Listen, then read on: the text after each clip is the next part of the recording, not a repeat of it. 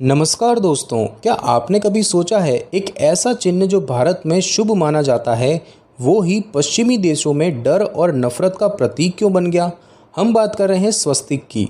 हिंदू, जैन और बौद्ध धर्म में इसे हजारों सालों से शांति और समृद्धि का प्रतीक माना जाता है। लेकिन जब यही चिन्ह जर्मनी में नाजी झंडे पर दिखा तो इसका अर्थ ही लोगों की नज़रों में बदल गया।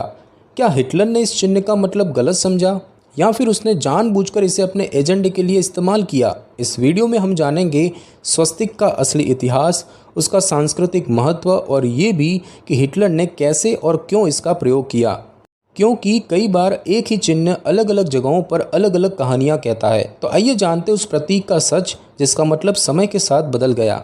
दोस्तों, स्वस्तिक शब्द की उत्पत्ति संस्कृत से हुई है। ये दो शब्दों से मिलकर बना है। सु जिसका अर्थ है शुभ और अस्ति जिसका अर्थ है होना। इसका पूरा भाव है शुभ हो या कल्याण हो। भारत में स्वस्तिक को हजारों सालों से शुभता, सकारात्मकता और ईश्वर की कृपा के प्रतीक के रूप में माना जाता है। हिंदू धर्म में ये चिन्ह बहुत पवित्र है। ये देवी देवताओं की मूर्तियों, मंदिरों के दरवाजों, घरों के मुख्य द्वार, विवाह जैसे मंगल कार्यों और पूजा की थालियों में बनाया जाता है। चार भुजाओं वाला ये चिन्ह जीवन के चार दिशाओं और चार पुरुषार्थों धर्म, अर्थ, काम, मोक्ष उसका भी प्रतीक माना जाता है। अब बात करें जैन धर्म की तो स्वस्तिक वहाँ चार गतियों यानी कि योनियों का प्रतीक है। देव, मनुष्य, त्रियंच यानी कि जानवर आदि और नारक यानी कि नरक के जीव। ये आत्मा के चक्र और मोक्ष की ओर बढ़ने की प्रक्रिया को दर्शाता है। बौद्ध धर्म में भी स्वस्तिक का उपयोग मिलता है, जहां ये बुद्ध के पद चिन्हों और चक्रों में दर्शाया गया है और इसे ब्रह्मांडीय ऊर्जा का प्रतीक माना जाता है। इतिहासकारों के अनुसार स्वस्तिक का उपयोग भारत में कम से कम 5000 साल पुराना है। ये सिंधु घाटी सभ्यता में भी उत्कीर्णित रूप में पाया गया है। मतलब ये है कि स्वस्तिक सिर्फ एक आकृति नहीं बल्कि संस्कृति, आस्था और संतुलन का प्रतीक है। और सबसे अहम बात, इसका संबंध किसी एक धर्म से नहीं बल्कि भारतीय सभ्यता की साझा विरासत से है। जब तक हम इस चिन्ह के असली अर्थ को नहीं समझेंगे, हम इसके दुरुपयोग और भ्रम के जाल को भी नहीं समझ पाएंगे। दोस्तों, स्वस्तिक को अक्सर भारत से जोड़ा जाता है, लेकिन क्या आप जानते हैं कि ये चिन्ह केवल भारत तक सीमित नहीं रहा। दुनिया के कई प्राचीन सभ्यताओं में स्वस्तिक जैसे प्रतीक का इस्तेमाल हुआ है और वो भी भारत से बहुत दूर। उदाहरण के लिए यूनान, रोम, मिस्र, साइबेरिया, यहाँ तक कि अमेरिका के मूल निवासी भी इस चिन्ह का उपयोग करते थे। कहीं ये सूर्य की गति का प्रतीक था तो कहीं इसे भाग्य, ऊर्जा या जीवन चक्र से जोड़ा गया। यूनान और रोम में स्वस्तिक जैसे प्रतीक को शक्ति और स्थायित्व के रूप में देखा गया। मिस्र की खुदाई में भी ऐसे चिन्ह देखने को मिले हैं। नॉर्डिक सभ्यता में भी, जो उत्तरी यूरोप में थी, इस तरह के प्रतीक पाए गए हैं जिन्हें सनवेल या सोलर क्रॉस कहा जाता था।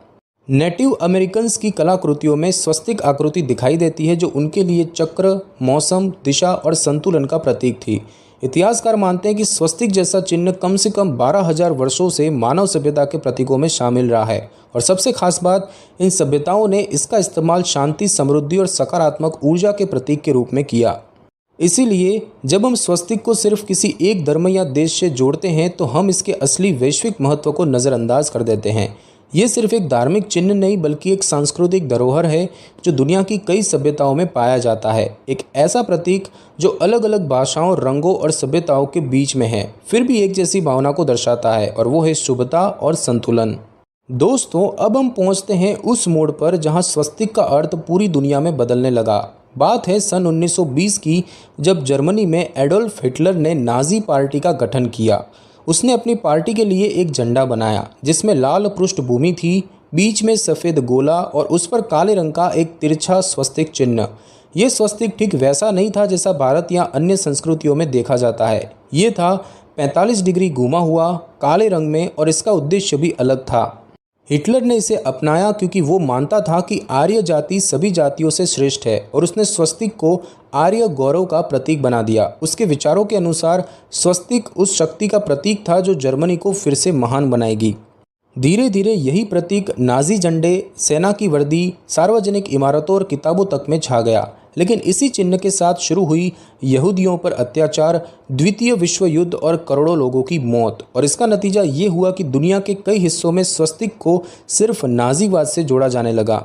हालांकि इतिहास ये भी बताता है कि हिटलर ने स्वस्तिक का चुनाव भारत से प्रेरित होकर नहीं किया था, बल्कि उसने इसे अपने विचारों के अनुरूप एक नए अर्थ के साथ प्रस्तुत किया। हिटलर के बाद ये चिन्ह कई देशों में प्रतिबंधित हो गया, खासकर यूरोप और अमेरिका में, जहां लोग इसे नफरत और हिंसा से जोड़ते हैं। लेकिन सच्चाई ये है कि हिटलर ने स्वस्तिक का जो रूप दुनिया को दिखाया वो उसका राजनीतिक रूपांतर था, ना कि मूल सांस्कृतिक या धार्मिक चिन्ह। दोस्तों, अब सबसे बड़ा सवाल, क्या हिटलर ने स्वस्तिक का अर्थ बदल डाला? तो इसका जवाब है हाँ, लेकिन संदर्भ में। हिटलर ने स्वस्तिक को उस रूप में नहीं अपनाया जैसे भारत और अन्य प्राचीन सभ्यताएं करती थी।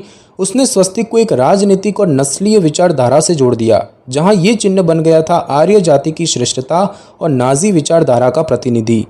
इसका असर ये हुआ कि जो प्रतीक पहले शांति, समृद्धि और संतुलन का था, वो अब लोगों की नज़रों में डर, हिंसा और नफरत से जुड़ गया।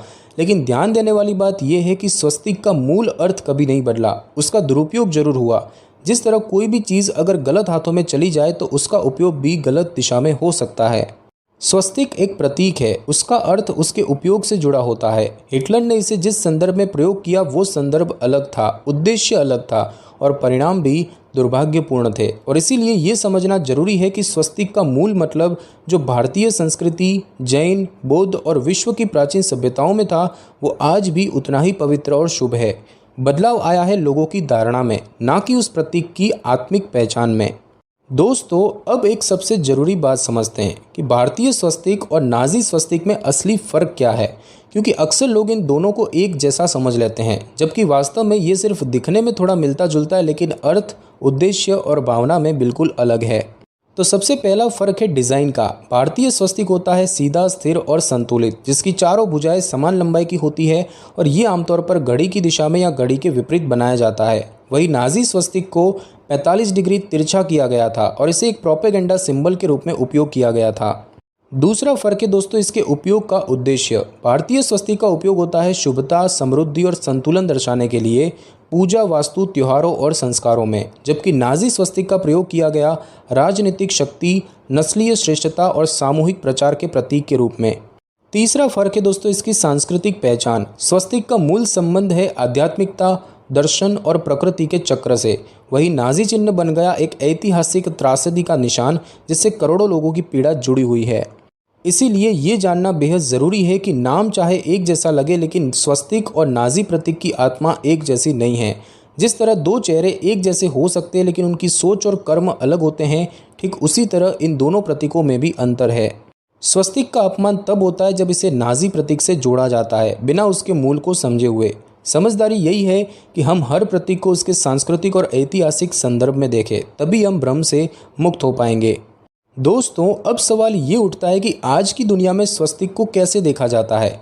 दुख की बात यह है कि आज भी पश्चिमी देशों में स्वस्तिक को देखकर लोग डर या भ्रम का अनुभव करते हैं। उसका कारण है हिटलर और नाजी काल की गहरी छाप।